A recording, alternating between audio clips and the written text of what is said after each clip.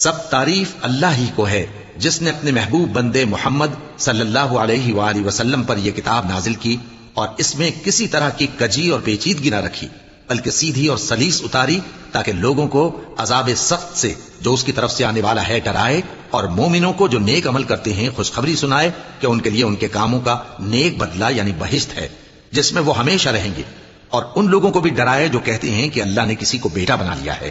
ان کو اس بات کا کچھ بھی علم نہیں اور نہ ان کے باپ دادا ہی کو تھا۔ یہ بڑی سخت بات ہے جو ان کے منہ سے نکلتی ہے،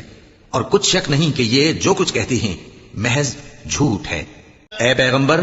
اگر یہ اس کلام پر ایمان نہ لائیں تو شاید تم ان کے پیچھے رنج کر کر کے اپنے تئیں ہلاک کر دو گے۔ جو چیز زمین پر ہے ہم نے اس کو زمین کے لیے زینت بنایا ہے تاکہ لوگوں کی آزمائش کریں کہ ان میں کون اچھے عمل کرنے والا ہے، اور جو چیز زمین پر ہے ہم اس کو نابود کر کے بنجر میدان کر دیں گے۔ کیا تم خیال کرتے ہو کہ غار اور لوح والے ہماری